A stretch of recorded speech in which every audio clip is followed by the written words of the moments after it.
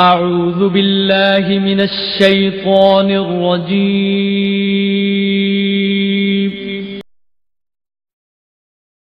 بسم الله الرحمن الرحيم.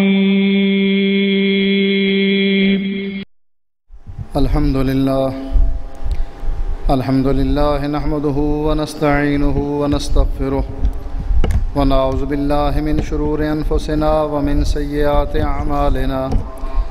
من يهده الله فلا مضل له ومن يضلله فلا هادي له. وأشهد أن لا إله إلا الله وحده لا شريك له وأشهد أن محمدا عبده ورسوله. أما بعد فإن خير الحديث كتاب الله وخير الهدي هدي محمد صلى الله عليه وسلم وشر الأمور محدثاتها وكل محدثة بدعة وكل بدعة ضلالة وكل ضلالة في النار.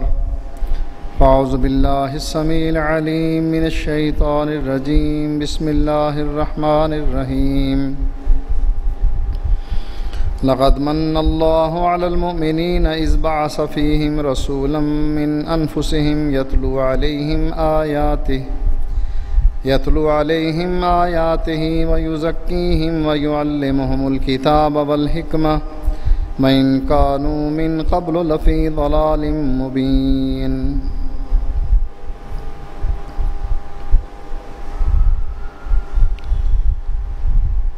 نبی اکرم صلی اللہ علیہ وآلہ وسلم کا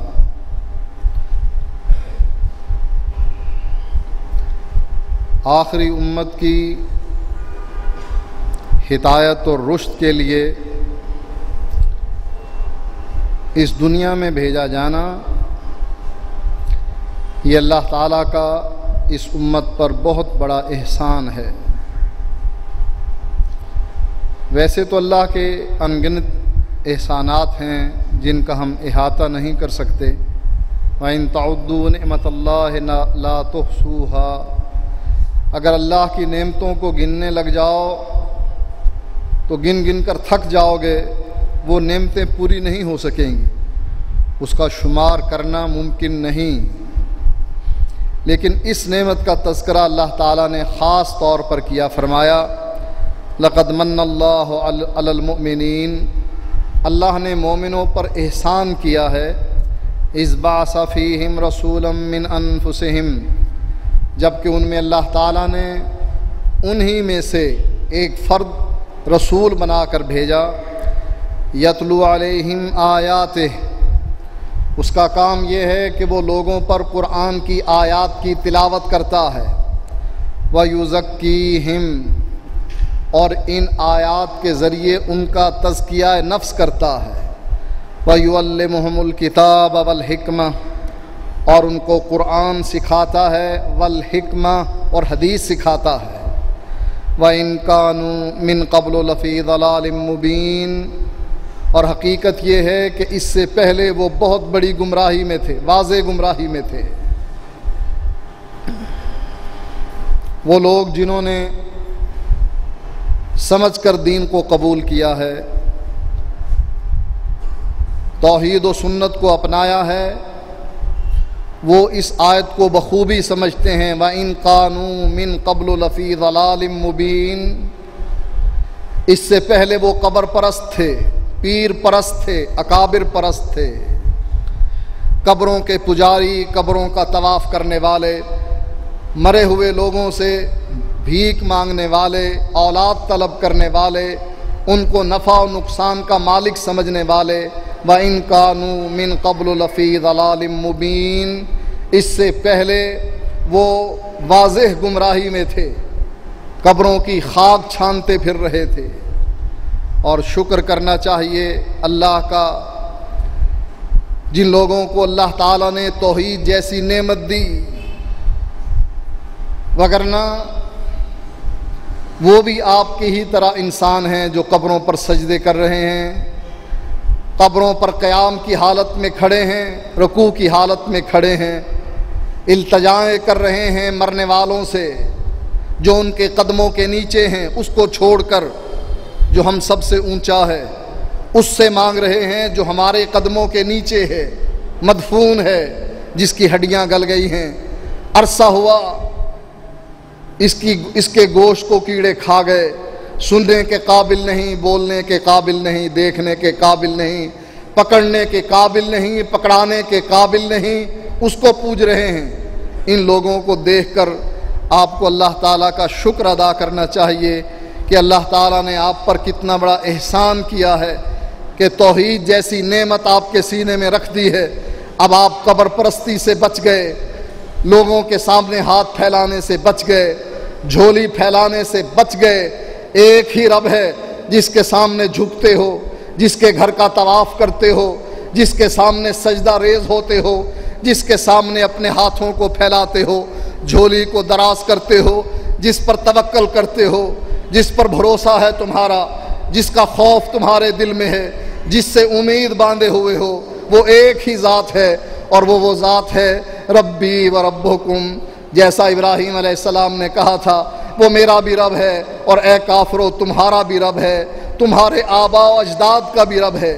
یہ کتنی بڑی نعمت ہے کہ اللہ تعالیٰ نے ہمیں مختلف دروں سے ہٹا کر، مختلف دروازوں سے ہٹا کر، مختلف درباروں سے ہٹا کر اپنے گھر کا سوالی بنا لیا، اپنے گھر کا عابد بنا دیا، مسجود بنا دیا کہ ہم اس کو سجدہ کر رہے ہیں۔ وہ مسجود ہے، ہم ساجد ہیں، سجدہ کرنے والے ہیں۔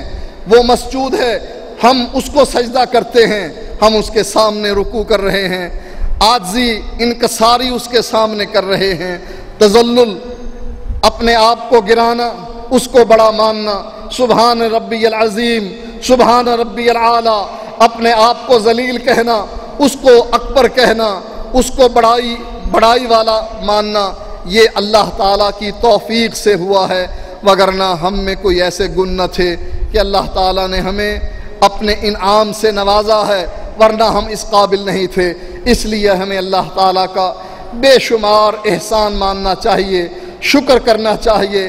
اور شکر کا طریقہ کیا ہے کہ اللہ کا اگر تم شکر کرتے ہو تو اللہ تعالیٰ کی عبادت کرو، اس کو مناؤ، اس کو راضی کرو، اس سے مانگو، وہ نہ مانگنے سے ناراض ہوتا ہے، اس کے سامنے جھکو، وہ خوش ہوتا ہے، اس کے سامنے عاجزی کرو، وہ تم کو بڑا کرتا ہے۔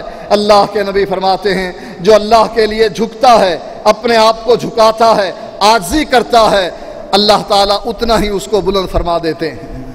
وَإِن كَانُوا مِن قَبْلُ لَفِي ضَلَالٍ مُبِينٍ، اس سے پہلے، ہدایت کے ملنے سے پہلے، میں خود بھی اور آپ لوگ بھی جن کو اللہ تعالیٰ نے اب ہدایت عطا فرمائی ہے، کھلی گمراہی میں تھے۔ اگر اللہ کا یہ احسان نہ ہوتا امت پر تو عمر بن جموح رضی اللہ تعالی عنہ، جن کے 3 بیٹے خلاد، معوذ اور معاذ، تینوں مسلمان ہو گئے، مصعب بن عمیر کے ہاتھ پر بیعت کر لی۔ ان کے ساتھی معاذ ابن جبل نے بھی مصعب بن عمیر کے ہاتھ پر بیعت کر لی۔ ان کی ماں ہند نے بھی اسلام قبول کر لیا۔ عمر بن جموح ایک سخی انسان تھے، بہادر انسان تھے، بنو سلمہ قبیلے کے سردار تھے، لیکن اللہ تعالیٰ نے انہیں ابھی تک ہدایت نصیب نہیں کی تھی۔ ایک دن اپنی بیوی سے کہنے لگے، مصعب بن عمیر آیا ہوا ہے، میری اولاد کا دھیان کرنا، کہیں یہ ان کے ہاتھوں نہ چڑھ جائے، دین سے منحرف نہ ہو جائے، آباء و اجداد کا دین نہ چھوڑ دے۔ کہا نہیں، وہ آباء و اجداد کے دین پر ہیں، منحرف نہیں ہوئے، لیکن کیا تم نے اپنے بیٹے کی بات سنی ہے جو اس نے مصعب بن عمیر سے سنی تھی؟ عمر بن جموح کے تیور بدل گئے یہ بات سن کر کہ یہ بھی مصعب بن عمیر کی مجلس میں بیٹھتا ہے۔ کہنے لگا افسوس ہے مجھ پر کہ مجھ کو پتہ بھی نہیں لگا اور میرا بیٹا بے دین ہو گیا، آباء و اجداد کے دین کو چھوڑ بیٹھا۔ بیوی کہنے لگی نہیں، حوصلہ نہ ہاریے، آپ کے بیٹے نے دین نہیں چھوڑا ہے، بے دین نہیں ہوا ہے۔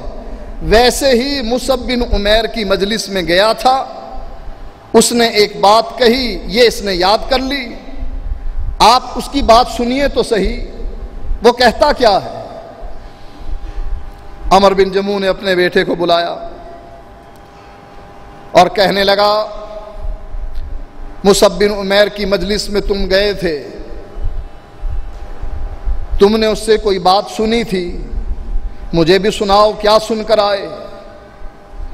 اس نے موقع کو غنیمت جانا، مصعب بن عمیر کی زبان سے سن کر آیا تھا، الحمدللہ رب العالمین الرحمن الرحیم مالک یوم الدین ایاک نعبد و ایاک نستعین اہدنا الصراط المستقیم صراط الذین انعمت علیہم غیر المغضوب علیہم ولا الضالین۔ اب اس کی چاشنی، اس کی مٹھاس اہل زبان کو ہی آ سکتی ہے، ہمیں اس کی خبر نہیں۔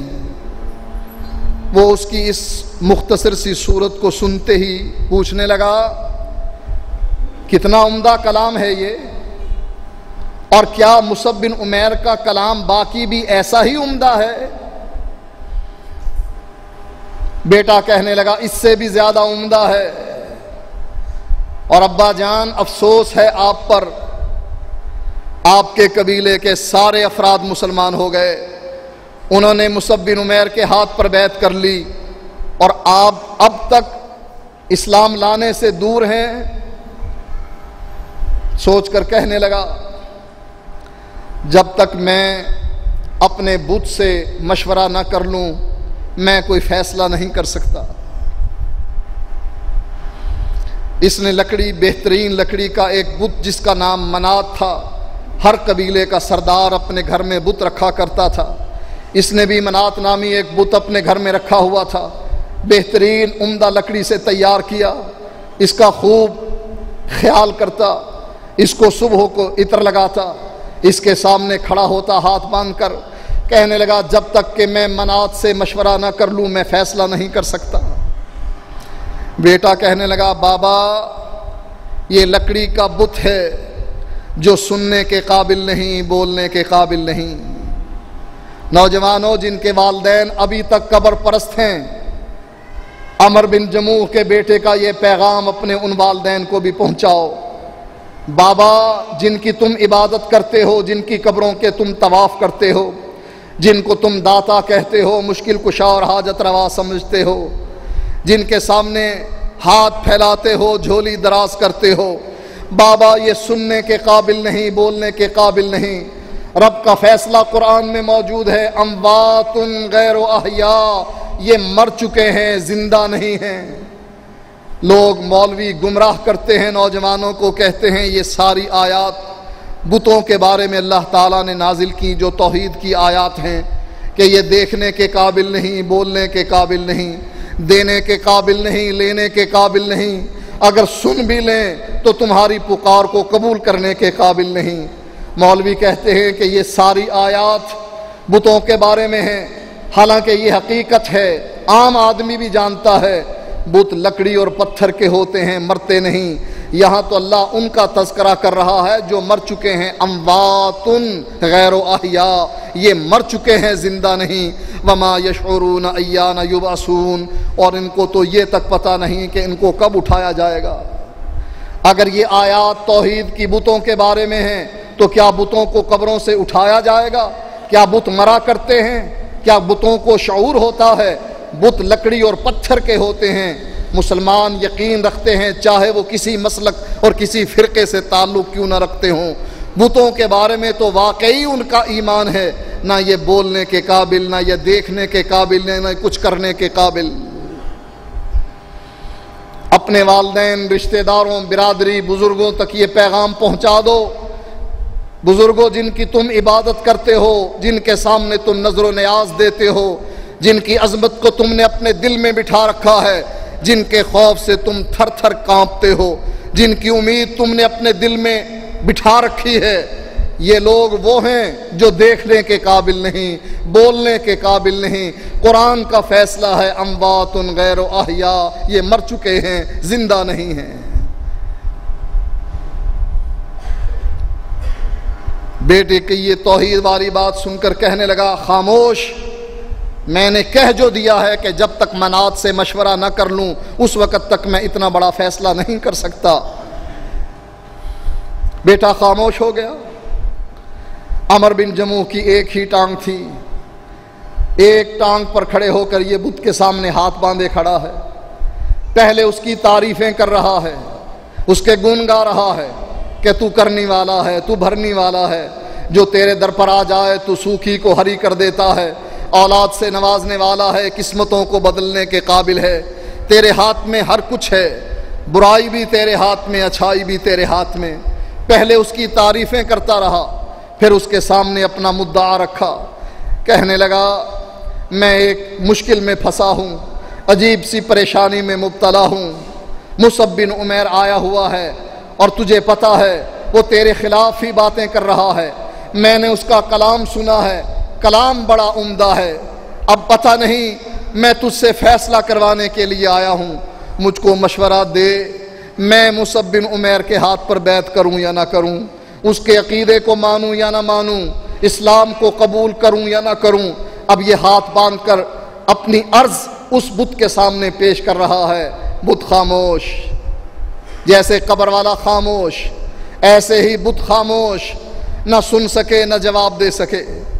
عمر بن جموح تھوڑی دیر خاموش رہنے کے بعد کہنے لگا افسوس ہے مجھ پر، میں نے تجھ کو ناراض کر دیا، مجھے پتا ہے تو ناراض ہو گیا، آئندہ میں تجھ سے وعدہ کرتا ہوں تیرے سامنے کوئی ایسی گستاخانہ بات نہیں کروں گا، میں اب کچھ دنوں کے بعد پھر آؤں گا، میں پھر تیرے سامنے یہی بات رکھوں گا، اگر جب تیرا غصہ ٹھنڈا ہو جائے گا مجھ کو مشورہ دے دینا کہ یہ کچھ میں یہ کام کروں یا نہ کروں۔ یہ کہہ کر اپنے بت سے علیحدگی اختیار کر لی۔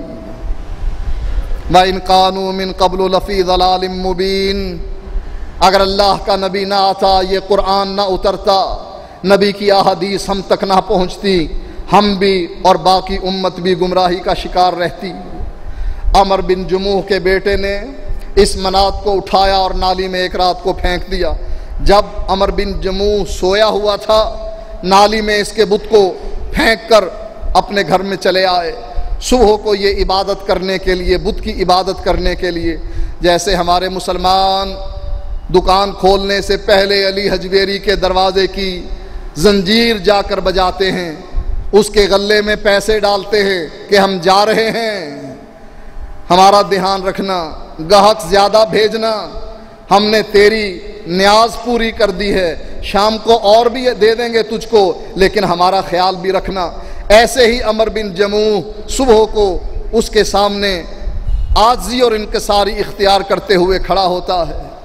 اب یہ صبح کو تلاش کر رہا ہے میرا منات کہاں ہے، میرا معبود کہاں ہے جس کی میں عبادت کیا کرتا تھا، غائب۔ وہ گورنر جو پشاور کا گورنر تھا، بے دین تھا، دیندار نہیں تھا، اس نے لاہور کی سڑکیں کھلی کرنا چاہیں۔ وہاں ایک گرم بابا کا دربار تھا، جس کی شادی نہیں ہوتی تھی، وہ وہاں پر گرم بابا کے دربار پر پہنچتا تھا اور سمجھتا، یقین رکھتا تھا کہ میری اب شادی ہو جائے گی۔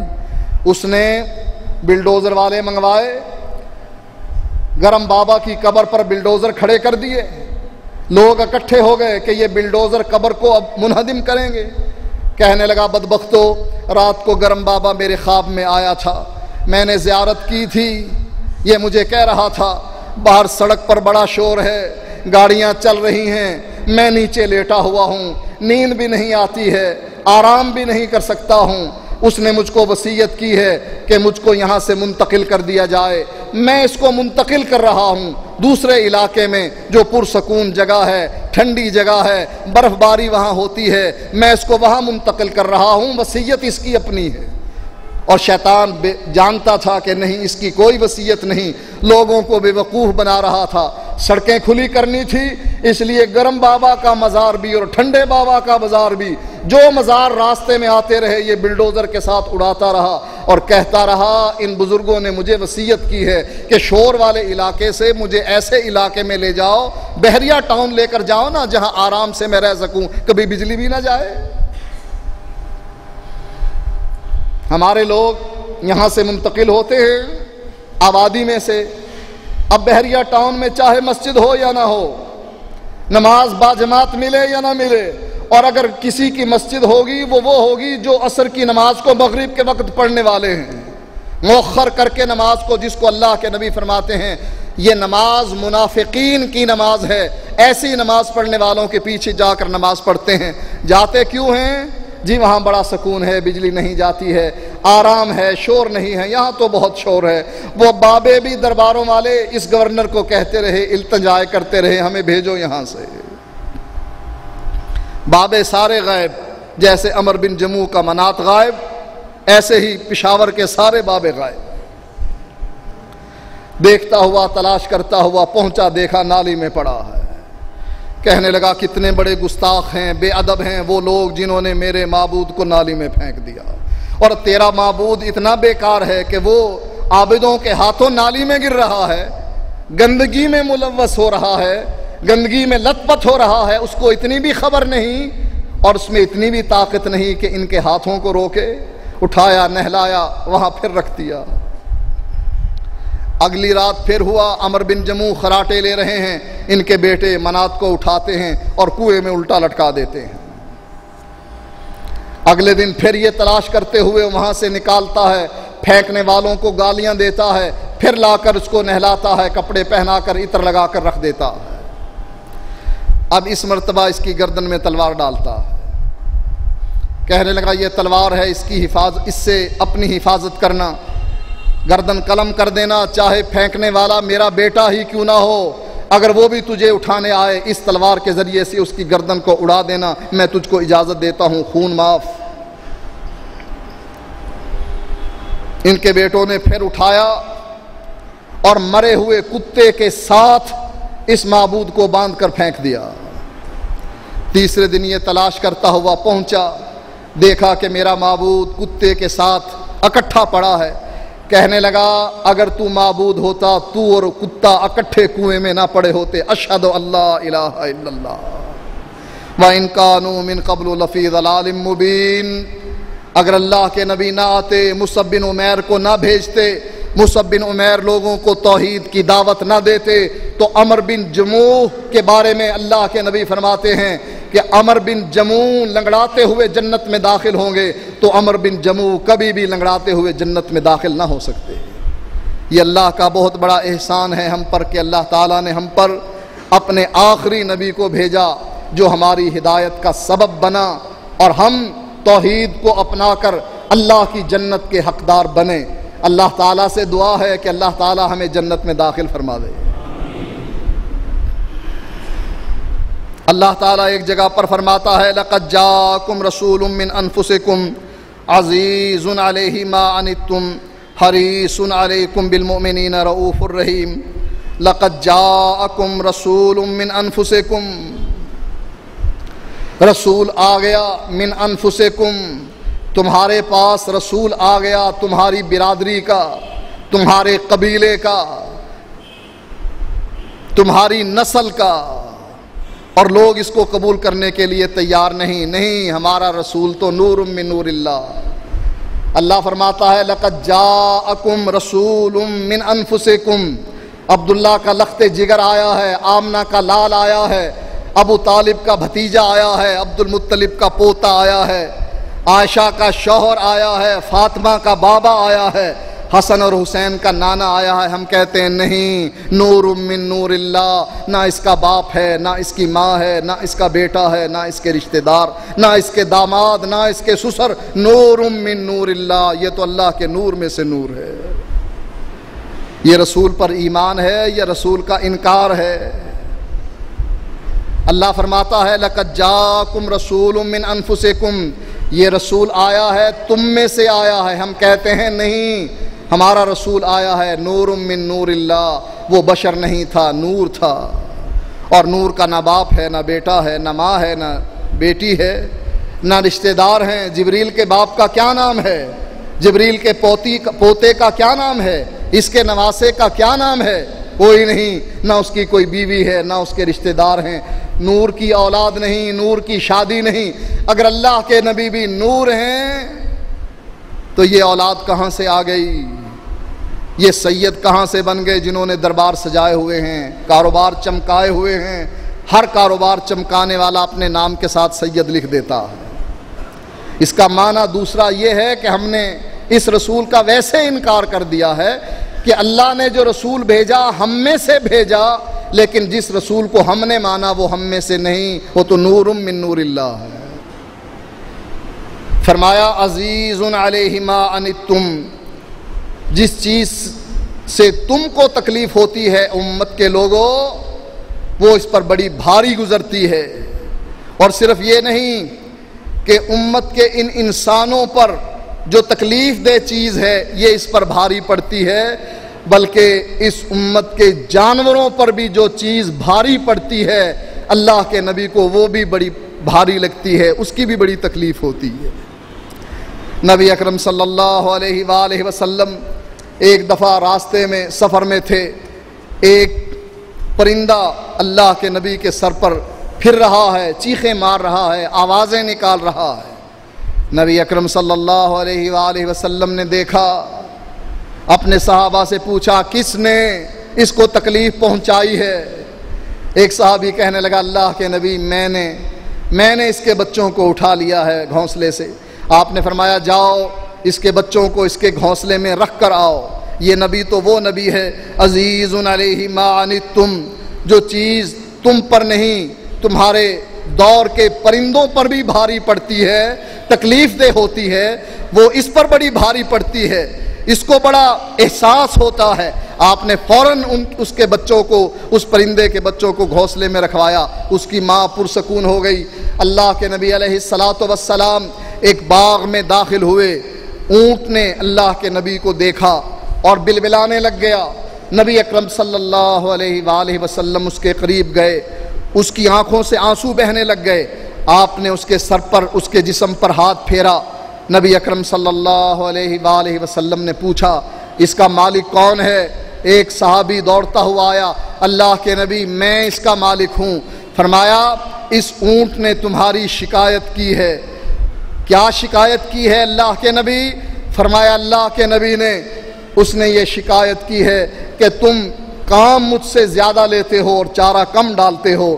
نبی اکرم صلی اللہ علیہ وآلہ وسلم نے اپنے صحابی کو نصیحت کی اور اس اونٹ کے بارے میں نصیحت کر کے فرمایا کام اس سے اتنا لیا کرو جتنا یہ برداشت کر سکے، اور کھانا اس کو، چارہ اس کو زیادہ ڈالا کرو تاکہ اس کا پیٹ بھر سکے۔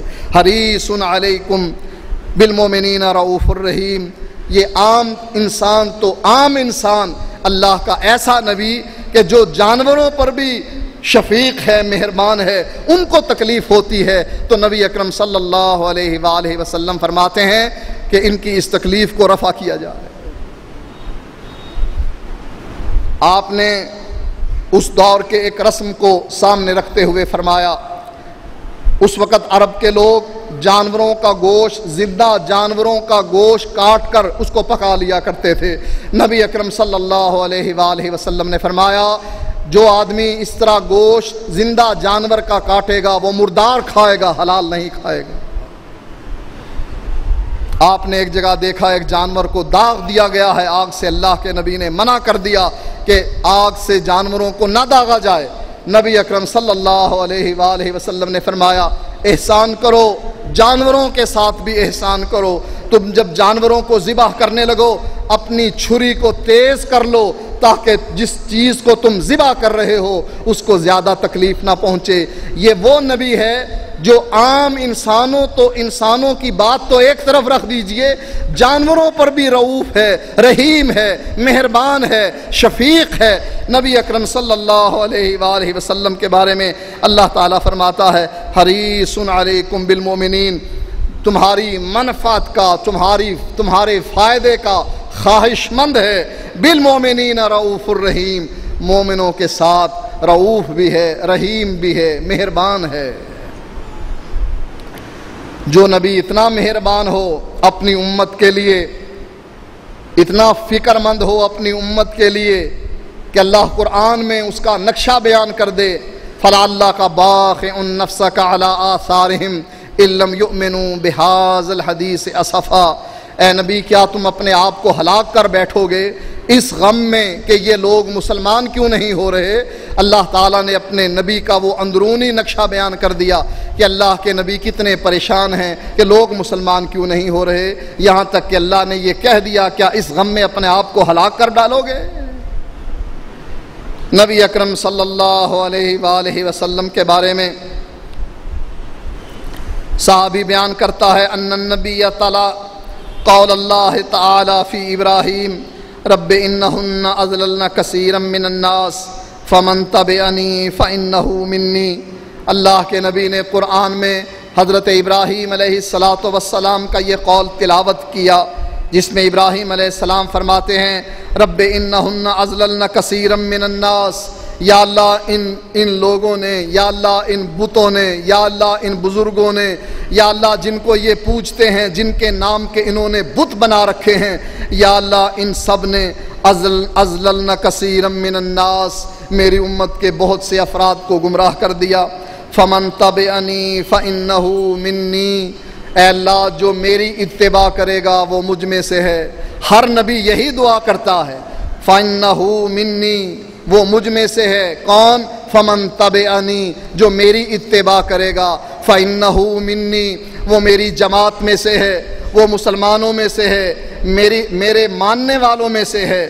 وقال عیسیٰ ان تعذبہم فانہم عبادک، پھر اللہ کے نبی نے حضرت عیسیٰ علیہ السلام کی وہ دعا، وہ فریاد، وہ التجا جو انہوں نے اللہ تعالیٰ کے سامنے پیش کی، وہ پڑھی، جس میں عیسیٰ علیہ السلام یہ بیان کرتے ہیں ان تعذبہم فانہم عبادک، اے اللہ اگر تو ان کو عذاب دے فانہم عبادک، یہ تیرے بندے ہیں، تو نے ان کو پیدا کیا ہے، تو ان کا خالق ہے، تو ان کا مالک ہے، یہ تیری مخلوق ہیں، یہ تیری مملوک ہے، تو ان کا رازق ہے، یہ تیرے مرزوق ہیں۔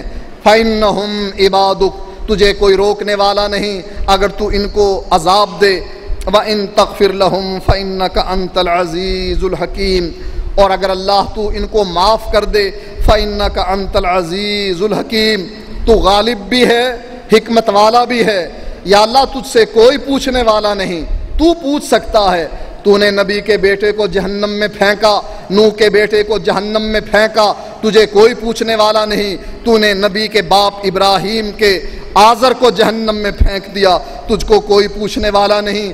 اے اللہ تو نے لوط کی بیوی کو جہنم میں پھینک دیا، تجھے کوئی پوچھنے والا نہیں۔ اے اللہ تو نے اپنے آخری نبی کے چچا ابو طالب کو جہنم میں پھینک دیا، یا اللہ تجھے کوئی پوچھنے والا نہیں۔ انک انت العزیز الحکیم، تو غالب بھی ہے سب پر، باقی سب مغلوب ہیں، چاہے نبی ہو، ولی ہو، نیک ہو، بد ہو، بادشاہ ہو، فقیر ہو، چھوٹا ہو یا بڑا۔ فَإِنَّكَ أَنْتَ الْعَزِيزُ، تو غالب ہے، یہ مغلوب ہیں۔ الحکیم، تو حکمت والا ہے کہ نبی کے بیٹے کو کیوں نہیں جنت میں بھیجا، نبی کے باپ کو کیوں نہیں جنت میں بھیجا، اے اللہ تو نے نبی کے چچا کو کیوں نہیں جنت میں بھیجا۔ تو حکمت والا ہے، ساری باتوں میں حکمتیں ہیں، تیری اپنی پوشیدہ حکمتیں ہیں جن کو ہم نہیں جانتے۔ ہاں اتنا ضرور جانتے ہیں کہ اس میں اللہ تعالیٰ کی کبریائی ہے، بڑائی ہے کہ نبی پر بھی بلکہ انبیاء پر بھی اللہ کا حکم چلتا ہے، جس کو چاہے جنت میں بھیجے اور جو اللہ کو نہ مانے اس کو چاہے جہنم میں بھیجے، چاہے وہ نبی کا بیٹا یا باپ کیوں نہ ہو اور نبی اس کے سامنے چوں بھی نہ کر سکے، بلکہ اگر سفارش بھی کرے، کہے بھی صحیح، اللہ جانے والا ڈوبنے والا میرا بیٹا ہے، اللہ اس کو بھی جھڑک دے اور کہے اے نوح انی اعوذک ان تکون من الجاہلین، اے نوح میں تجھے واعظ کرتا ہوں، نصیحت کرتا ہوں کہ آئندہ کبھی بھی تو اپنے گمراہ بیٹوں کے یا کسی اور کے ایسی نصیحت، ان کے لیے ایسی دعا نہ کر بیٹھنا، التجا نہ کر بیٹھنا۔ اگر تو نے آئندہ ایسا کام کیا میں تجھ سے نبوت چھین کر جاہلوں کی صف میں کھڑا کر دوں۔ انی اعوذک ان تکون من الجاہلین۔ میں تجھے واضح و نصیحت کرتا ہوں کہ آئندہ کبھی بھی ان کے لیے سفارش نہ کرنا۔ ایک حکمت یہ بھی ہو سکتی ہے، انت العزیز، تو غالب ہے، الحکیم، حکمتوں والا ہے، اس میں اور کیا حکمتیں ہیں تو ہی بہتر جانتا ہے۔ اللہ کے نبی نے ابراہیم علیہ السلام کی دعا پڑھی، پھر عیسیٰ علیہ السلام کی التجا پڑھی، فرفع یدی، اللہ کے نبی نے بھی ہاتھ اٹھا دیے، وقال اللہم امتی امتی وبکا۔ دونوں کی دعائیں اور التجائیں پڑھنے کے بعد رب کے دربار میں اپنے ہاتھوں کو بلند کر کے کیا کہا؟ امتی امتی وبکا، اے اللہ میری امت وبکا، اور رونے لگ گئے۔ ابراہیم علیہ السلام نے اپنی امت کا تذکرہ کر دیا اور کہہ دیا فمن تبعنی فإنہ منی، جو میری اتباع کرے گا وہ مجھ میں سے ہے۔ عیسیٰ علیہ السلام کی امت کا تذکرہ ہو گیا، وَإِن تَغْفِرْ لَهُمْ فَإِنَّكَ أَنْتَ الْعَزِيزُ الْحَكِيمُ، یا اللہ اگر تو ان کو معاف کر دے۔ عیسیٰ علیہ السلام کہتے ہیں تو غالب ہے، حکمت والا ہے۔ اللہ کے نبی کی اپنی امت کی باری آئی تو اللہ کے نبی نے بھی ہاتھ اٹھا دیے، اور صرف ہاتھ نہیں اٹھائے، ہاتھ بلند کرنے کے بعد کہنے لگے امتی امتی وبکا، اللہ میری امت وبکا، اور رونے لگ گئے۔ فقال اللہ عز وجل، اللہ تعالی نے فقال اللہ عز وجل یا جبریل، اللہ تعالیٰ نے جبریل کو طلب کیا، فرمایا یا جبریل، اے جبریل، اذهب الی محمد، جاؤ محمد کی طرف صلی اللہ علیہ وآلہ وسلم، وربک عالم فاسأل ما یبکیک، میں تو جانتا ہی ہوں اور سب سے زیادہ جاننے والا ہوں، فاسأل ہو، اے جبریل تو جا کر پوچھ، میں جانتا ہوں کیوں رو رہا ہے، لیکن جبریل تو جا کر پوچھ، ما یبکیک، اے اللہ کے نبی آپ کو کیا چیز رلا رہی ہے۔ فاتاہ جبریل علیہ السلام پہنچے، فسألہ، اللہ کے نبی سے پوچھا، فأخبرہ رسول اللہ صلی اللہ علیہ وآلہ وسلم بما قال وہو عالم، اللہ کے نبی نے بھی جبریل کو اپنے دل کی بات بتا دی، اے جبریل میں اپنی امت کے لیے رو رہا ہوں، اے جبریل میں اپنی امت کے لیے رو رہا ہوں، اے جبریل میں اپنی امت کے لیے رو رہا ہوں، اور امت بھی ایسی بدبخت امت ہے جو نبی کا نام مٹانے پر تلی ہوئی ہے، نبی کی بات ماننے کے لیے تیار نہیں۔ یہ نبی اپنی اس امت کے لیے رو رہے ہیں جس نے نبی کے دین کو مٹا دیا، جس کے بارے میں اللہ کے نبی کو جبریل قیامت کے دن بتلا رہے ہیں، یا محمد انک لا تدری ما احدثوا بعدک، اللہ کے نبی اس امت کے لیے رو رہے ہیں جس امت کے بارے میں جبریل کہہ رہے ہیں، اے اللہ کے نبی آپ کو کوئی پتہ نہیں آپ کے بعد آپ کی امت نے آپ کے دین میں کیا کیا تبدیلیاں کر دی تھیں۔ کس امت کے لیے رو رہے ہیں؟ جو نبی کی محمدیت کو مٹانے کے لیے تلے ہوئے ہیں۔ سارے مولوی، سارے مفتی، سارے خطباء، سارے فقہاء، ان کے مقلدین، ان کے مقتدین، ان کے سامعین کس چیز کو مٹانے پر تلے ہوئے ہیں؟ محمدیت کو مٹانے پر تلے ہوئے ہیں، اس نبی کے دین کو مٹانے پر تلے ہوئے ہیں جو نبی اپنی دعاؤں میں اس امت کے لیے رو رہا ہے۔ یہ امت اس نبی کے دین کو ملیا میٹ کرنے پر تلی ہوئی ہے۔ رمضان آیا نہیں اور مولویوں نے آستینیں چڑھائی نہیں۔ ہم تو مسائل پر زیادہ گفتگو نہیں کرتے، ہم تو عقیدے پر زیادہ بات کرتے ہیں کہ بنیاد پختہ ہو جائے، پھر عمل آسان ہو جاتا ہے۔ مولوی آستین رمضان میں چڑھاتے ہیں کہ 8 تراوی نہیں 20 تراوی، وجہ کیا ہے؟ کہا 20 میرے امام نے پڑھی اس لیے 20 پر زور ہے۔ اس پر مناظرے ہوتے ہیں، کتابیں لکھی جاتی ہیں، اشتہار شائع کیے جاتے ہیں۔ یہ زور رمضان میں لگتا ہے، کس چیز کو بچانے کے لیے؟ اپنے امام کے مسلک کو بچانے کے لیے۔ حالانکہ عبدالحی لکھنوی حنفی، انور شاہ کاشمیری حنفی دیوبندی اپنی اپنی کتابوں میں لکھ گئے ہیں کہ سنت 8 رکعت ہیں، 20 نہیں، 20 سنت نہیں، سنت 8 رکعت ہیں۔ ان کے اپنے مولوی یہ بات تسلیم کرتے ہیں، لیکن یہ آستینیں کیوں چڑھاتے ہیں؟ میرے امام کا مسلک زندہ رہے، میرے امام کا قول اونچا رہے، میرے امام کی بات اونچی بنے، میرے امام کے سامنے کسی کی بات نہ آ سکے۔ اس لیے اس کا زور رمضان کے مہینوں میں اس چیز پر ہوتا ہے۔ کس چیز کو مٹا رہے ہیں؟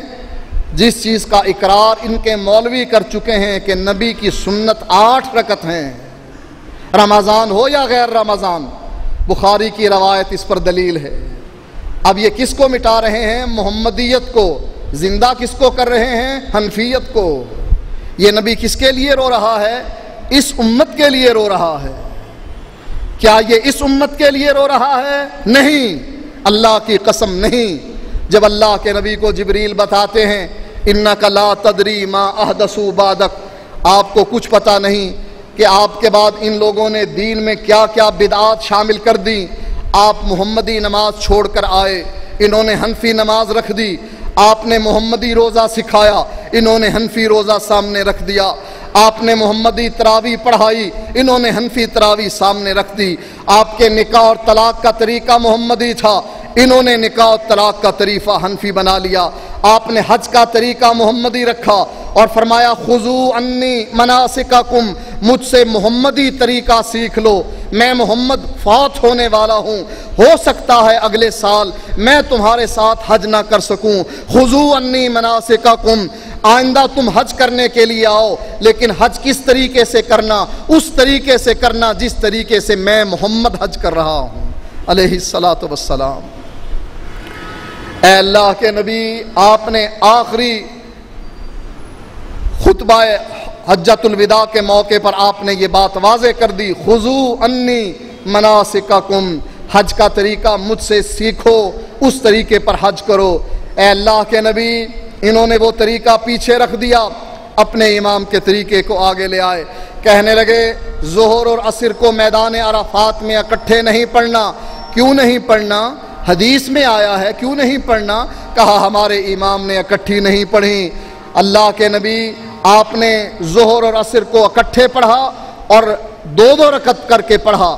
آپ نے قصر نماز ادا کی میدان عرفات میں۔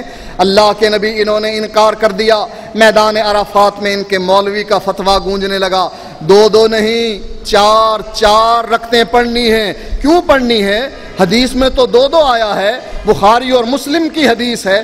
کہا نہیں، حدیث میں ٹھیک ہے آیا ہے، لیکن ہمارے امام نے 4 رکعت پڑھی ہیں۔ اے اللہ کے نبی، آپ کو کچھ پتہ نہیں، انہوں نے حج کا طریقہ بدلا، نماز کا طریقہ بدلا، روزے کا طریقہ بدلا، نکاح کا طریقہ بدلا، زکوٰۃ کا طریقہ بدلا، طلاق کا طریقہ بدلا۔ فَإِنَّكَ لَا تَدْرِي مَا أَحْدَثُوا بَعْدَكَ، آپ کو کچھ پتہ نہیں ان لوگوں نے دین میں کیا کیا تبدیلیاں کر دی۔ کیا کہیں گے اللہ کے نبی اس موقع پر؟ کیا روئیں گے ایسی امت کے لیے؟ اللہ سے التجائیں کریں گے، فریادیں کریں گے، دعائیں کریں گے، سفارشیں کریں گے، یا کچھ اور؟ فرمایا اللہ کے نبی فرمائیں گے سحقن سحقن لمن غیر آبادی، دور ہو جائے، دفع ہو جائے، میرے قریب نہ آئے ہر وہ شخص لمن غیر آبادی جس نے میرے بعد میرے دین کو بدل دیا۔ لمن غیر بعدی، جس نے میرے بعد میرے دین اور طریقے کو بدل دیا۔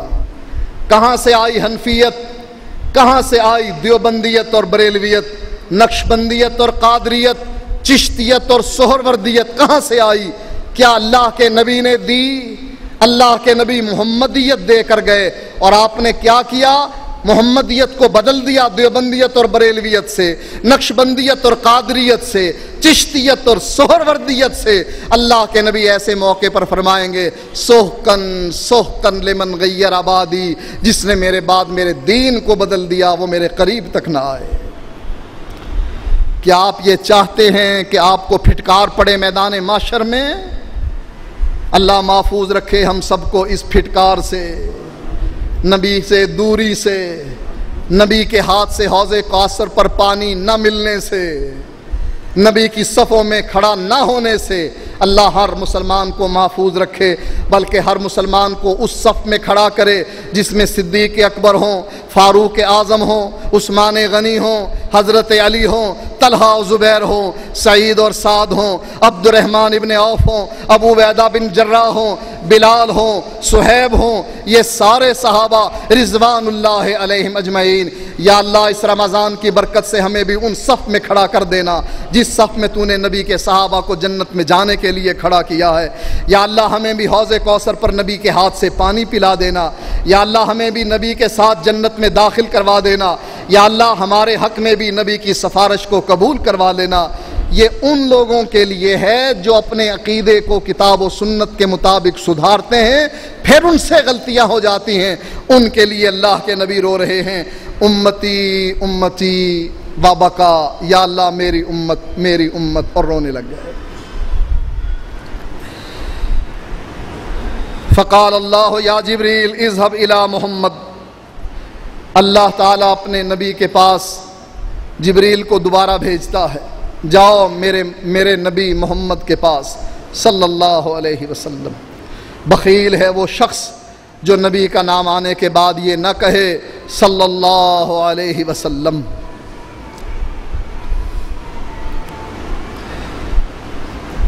فقل، دوبارہ پیغام کیا دے کر بھیجا؟ اے جبریل میرے نبی کے پاس دوبارہ جاؤ، میرا نبی رو رہا ہے، تو پوچھ کر آیا ہے ما یبکیک، تجھے کیا چیز رلاتی ہے؟ اللہ کے نبی نے جبریل کو دل کی بات بتلا دی۔ جبریل مجھے میری امت کے گناہ رلاتے ہیں، مجھے میری امت جو جہنم میں جل رہی ہے مجھے وہ رلاتی ہے۔ اے جبریل یہ پیغام میرے رب کو دے دو۔ جبریل پیغام لا کر اللہ تعالیٰ کو دیتے ہیں۔ اللہ جبریل کو دوبارہ بھیجتا ہے اذهب الى محمد، جاؤ محمد کے پاس علیہ الصلاۃ والسلام، اور کیا کہو انا سنرضیک فی امتک ولا نسؤک، انا سنرضیک فی امتک۔ اے جبریل دوبارہ جاؤ اور یہ پیغام لے کر جاؤ میرے نبی کے پاس، اور اس کو کہو کہ اے محمد صلی اللہ علیہ وآلہ وسلم، ہم تجھے قیامت کے دن راضی کریں گے، تیری امت کے بارے میں تجھے مایوس نہیں کریں گے۔ کون سی امت؟ سوچو کون سی امت؟ وہ جو نبی کی سنتوں کی حفاظت کرنے والی ہے، نبی کے دین پر چلنے والی ہے، نبی کی اتباع کرنے والی ہے، نبی کی پیروی کرنے والی ہے، یا وہ امت جو نبی کی سنتوں سے مذاق اڑاتی ہے؟ یہ مکھیاں مارتے ہو نا تم رفع الیدین کرتے ہوئے، آمین کہتے ہو نا بلند آواز سے، سینے پر ہاتھ باندھتے ہو عورتوں کی طرح، پاؤں سے پاؤں ملاتے ہو کہ کہیں بھاگ نہ جائے ساتھی تمہارا، یا اس امت کے بارے میں ہے جو نبی کی سنتوں سے مذاق اڑا رہی ہے وہ امت؟ موقع ہے رمضان، مغفرت کا مہینہ ہے، رحمتوں کا مہینہ ہے، اپنا نام ان لوگوں میں سے کٹوا کر اس امت میں لکھوا لو جس امت کے بارے میں اللہ کے نبی رو رہے ہیں اور جبریل کو کہہ رہے ہیں رب امتی رب امتی، اللہ مجھے جو چیز رلا رہی ہے وہ میری امت ہے، میری امت ہے۔ آج اپنے رب سے وعدہ کر لو کہ یا اللہ ہم تجھ سے وعدہ کرتے ہیں کہ آئندہ تیرے نبی کی سنت کو زندہ کریں گے، امام ابو حنیفہ کی سنت کو نہیں، تیرے نبی کے دین پر چلیں گے، امام ابو حنیفہ کی تقلید نہیں کریں گے، کتاب و سنت کو تھامیں گے، فقہ حنفی کو نہیں۔ آج اللہ سے وعدہ کر لو، تم اللہ سے وعدہ کرو گے اللہ تمہاری دنیا بھی بہتر بنا دے گا، آخرت بھی بہتر بنا دے گا، اور قیامت کے دن تمہیں نبی کے ساتھ چلا دے گا۔ کیا وعدہ کرتے ہو؟ ہاتھ بلند کر کے اللہ سے وعدہ کرو رمضان کے اس مہینے میں کہ یا اللہ ہم تجھ سے وعدہ کرتے ہیں کہ تیری نبی کی سنت پر جان دے دیں گے، تیری نبی کی سنت کو نیچے نہیں گرائیں گے۔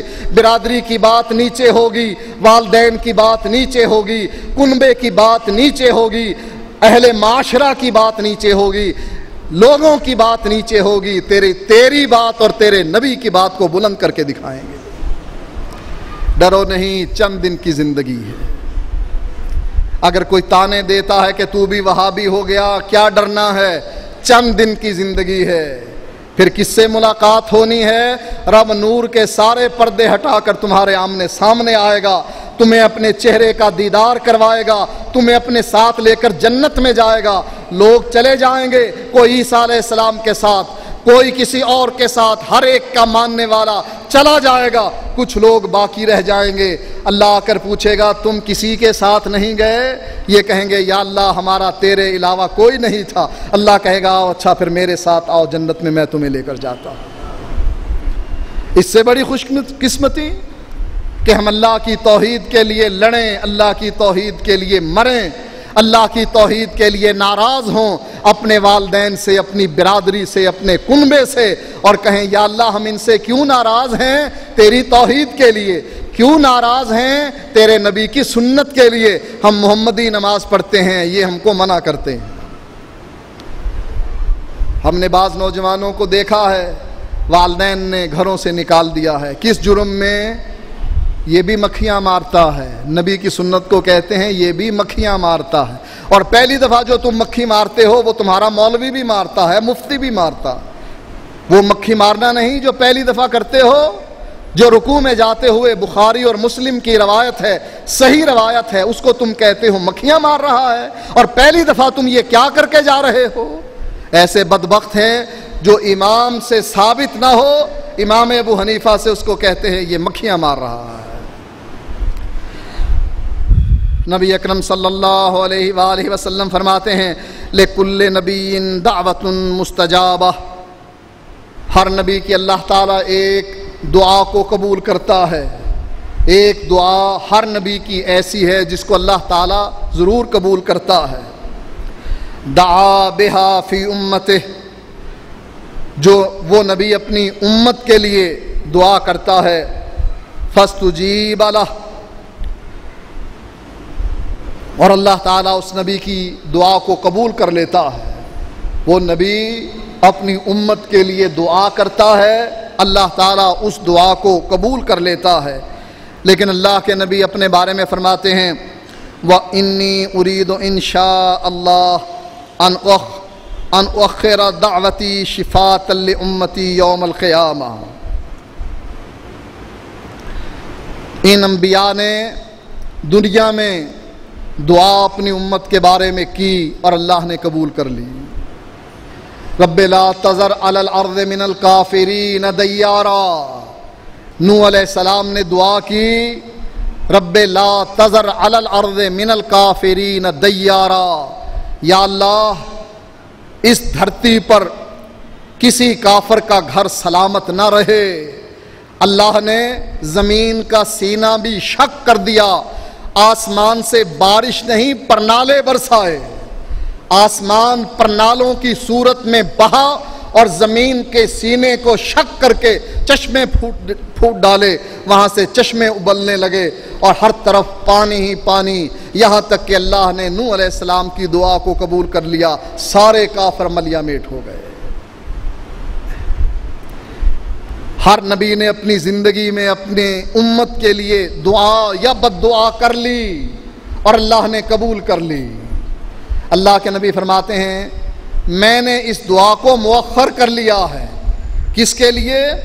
فرمایا شفاعۃ لامتی، میں نے اپنی امت کی شفاعت کے لیے یوم القیامہ، قیامت کے دن میں نے اپنی امت کی شفاعت کے لیے اپنی دعا کو مؤخر کر لیا ہے۔ میں قیامت کے دن دعا کروں گا اور اپنے رب کے سامنے اپنے امت کے گناہوں کو رکھ کر ان کی معافی کا طلبگار ہوں گا۔ میں یہ دعا اپنی امت کے لیے رکھ چھوڑتا۔ اللہ کے نبی یہ دعا اپنی بیٹی فاطمہ کے لیے، اپنی بیوی عائشہ کے لیے، اپنے نواسے حسن اور حسین کے لیے، اپنے داماد عثمان اور علی کے لیے، اپنے سسر ابو بکر اور عمر کے لیے، ان کے لیے بھی خاص کر کے رکھ سکتے تھے کہ یہ میں اپنے کنبے والوں کے لیے قیامت کے دن دعا کروں گا، میں ان سب کو بخشوا لوں گا۔ لیکن یہ نبی بالمومنین رؤوف الرحیم، یہ نبی اتنا مہربان ہے اپنی امت پر، مومنوں پر، کہ یہ وہ خاص دعا جس کو اللہ قبول ہی کرے گا وہ اپنی امت کے لیے قیامت کے لیے اٹھا کر رکھ لیا ہے کہ میں سفارش کروں گا، اللہ تعالیٰ میری اس سفارش کو قبول کرے گا۔ فرمایا نبی اکرم صلی اللہ علیہ وآلہ وسلم نے، یجمع اللہ تبارک و تعالی الناس فیقوم المؤمنون حتی تزلف لهم الجنہ فیأتون آدم۔ قیامت کے دن اللہ تعالیٰ لوگوں کو جمع کرے گا، مومن کھڑے ہوں گے یہاں تک کہ ان کے لیے جنت ان کے قریب کر دی جائے گی۔ فیاتون آدم، یہ سارے لوگ اکٹھے ہو کر آدم علیہ السلام کے پاس پہنچیں گے۔ فیقولون یا ابانا استفتح لنا الجنہ، جنت ہمارے قریب ہے، رونقیں نظر آ رہی ہیں، خوشبوئیں سنگھائی دی جا رہی ہیں، جنت ہمارے قریب کر دی گئی ہے۔ یا ابانا، اے سارے لوگوں کے باپ، استفتح لنا الجنہ، جنت کا دروازہ ہمارے لیے کھلوا دیجئے۔ فیقول وَهَلْ أَخْرَجَكُم مِّنَ الْجَنَّةِ إِلَّا خَطِيَّةُ أَبِيكُمْ آدم، جواب میں آدم علیہ السلام کہیں گے تمہارا باپ ہی تم کو جنت سے نکالنے کا سبب بنا تھا، تمہارے باپ کی غلطی کی وجہ سے اللہ تعالیٰ نے تم کو جنت سے نکالا تھا۔